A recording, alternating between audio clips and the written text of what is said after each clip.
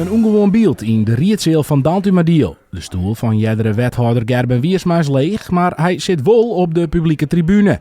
De ChristenUnie stapte kwartlien uit de coalitie en dat wie neffens een pad van de rie om wethouder Wiersma uit de wien te houden. Ik denk wel dat de ChristenUnie op een gegeven moment wel zijn had van wat zullen we gebeuren, hoe ervaren we het in de coalitie, hoe zullen we de wien in de rie gaan. En van de jongens is ik uitlijn dat ze om die reden zijn daar vielen we ons net mee bij thuis. En daarmee had zij zichzelf veromlutsen uit de coalitie. En uiteindelijk hun wethouder had dan ook zijn, dan is het van mij logisch om een stap waarom te doen. Wij moeten het respecteren en we moeten ook weer vooruit zien. Het CDA zocht nooddags naar een nieuwe coalitie met gemeentebelangen, hoewel de partij eerst voorzichtig wie. Wij vonden dat zittende partijen dit oerbleun teruggaan kunnen. Het is nog 10 maanden, we gaan ze bij verkiezingen. Je moet er nadenken om zuinig te wijzen op beeld. Dus we zijn de partijen die er nou zitten kunnen terug.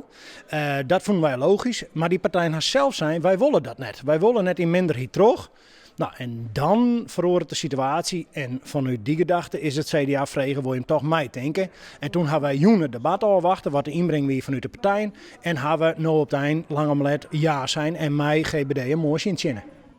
Er zal een verkenner komen die de coalitiemogelijkheden onder ziekjes zal. En dat zal net mij de ChristenUnie wijzen. We hebben nooit bedoeld om de heer Jager te scanderen. Ik ben wel heel nieuwsgierig. Een formatieproces, ja, dan juist weer naar de verkiezingsprogramma, weg hebben we maar op vinden. En ik wacht het rustig af. En jouw vertrouwen in de toekomst dan? Ja, die is opperbest. Wie doch is best vanuit de oppositie. En ja, we bezieken altijd constructief mee te denken. Het peteer hoe het MFC in Veenwouden is uitsteld dat tongensje, maar neffens Visser hoegen inwoners haar geen zorgen te maken. Ik al iedere wethouder minder, maar er toch zo volle mogelijk gewoon teruggaan. Dus ik voor het MFC richting komende toonsdag verwacht ik een besluit, een meerderheidsbesluit, waarmee eigenlijk het college onderslag kan en de ambtenaren onderslag kunnen mij worden om een zo mooi mogelijk MFC-deel te zetten.